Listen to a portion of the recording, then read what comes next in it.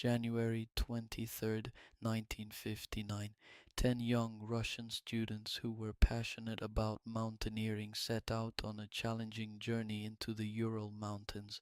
Their plan was so simple: follow the route they had carefully mapped out, travel through the harsh conditions of the Ural Mountains, and eventually return home safely.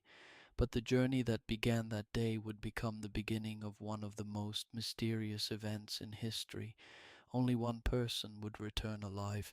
It would take months before the bodies of the remaining 9 students were found, and when they were discovered, the condition of the bodies was horrifying. Some were missing their eyes, one had lost their tongue, several had severe fractures and traumatic injuries. Even more disturbing, traces of radiation were found on some of their clothing. So, what happened to this group? This event, which took place during the Cold War, would spark countless theories and unanswered questions for decades. Had the students witnessed something they were never meant to see? A nuclear weapons test, a UFO, or perhaps something supernatural? Maybe they had been attacked by the local indigenous people living in the area. But more than anyone else, the families who had lost their children wanted to know the truth. The only response they received was this: "You will never know the truth, so stop asking questions."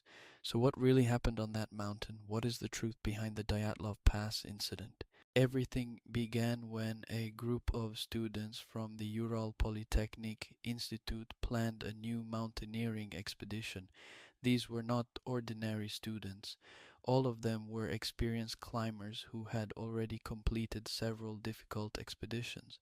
The leader of the group was Igor Dyatlov, intelligent, disciplined, and a highly capable engineering student. His passion for mountaineering had made him one of the most active members of the university's hiking club. He had even designed a small radio and a portable stove to use during long expeditions.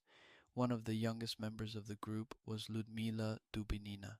She was known for her courage and resilience. During a previous expedition, she had been accidentally shot in the leg by a hunter, yet she remained calm and continued the journey.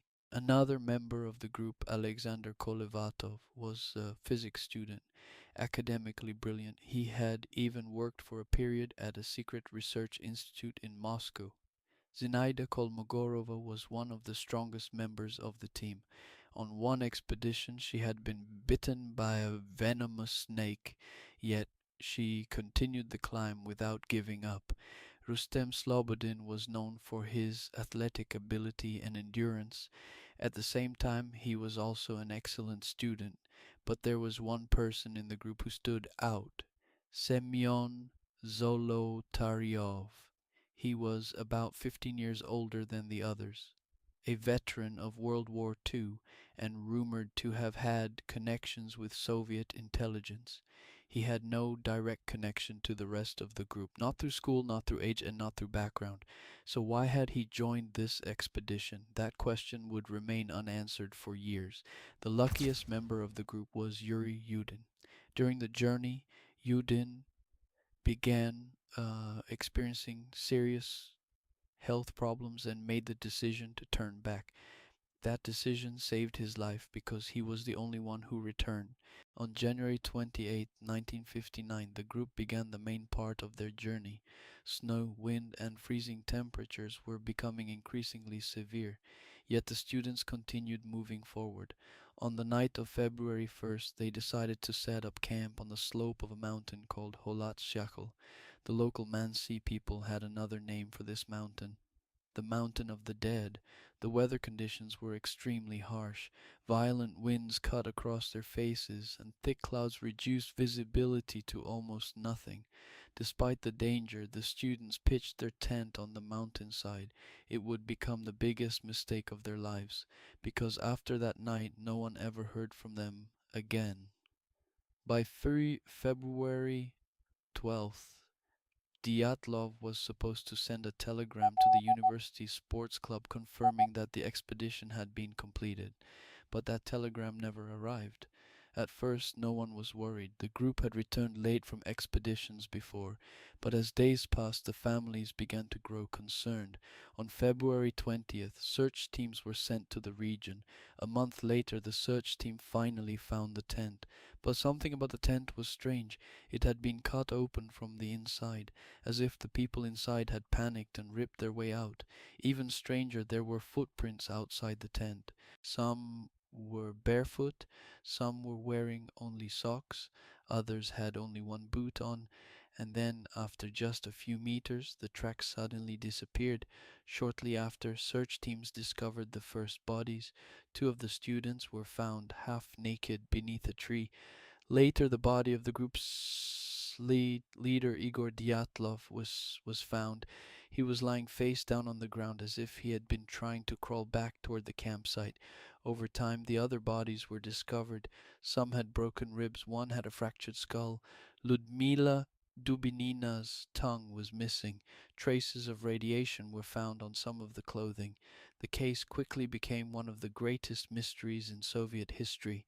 Over the years, dozens of theories were proposed: an avalanche, military experiments, secret weapons testing, UFOs, supernatural events. For decades, the truth remained unknown. Until 2019, when the Russian prosecutor general reopened the case. After new investigations and computer simulations, scientists reached a different conclusion. The slope of the Holat Syakhl mountain and the structure of the snow layers made it possible for a small but deadly avalanche to occur. Researchers created a detailed model of the terrain and ran avalanche simulations. According to the results, a buildup of snow during the night may have suddenly collapsed onto the tent. This could explain why the students panicked and cut their way out of the tent from the inside. Afterwards, the freezing cold, darkness, and disorientation may have led to their deaths. Yet despite these explanations, many people still do not believe the official conclusion, because the Dyatlov Pass incident is more than just a natural disaster. It has become a symbol of humanity's fascination with the unknown, and perhaps because of that, no matter what the truth may be, the mystery of Dyatlov Pass may never truly end. So what do you think happened? Was it really an avalanche? Or is there still something we don't know? Let me know your thoughts in the comments. Thanks for watching. See you in the next video.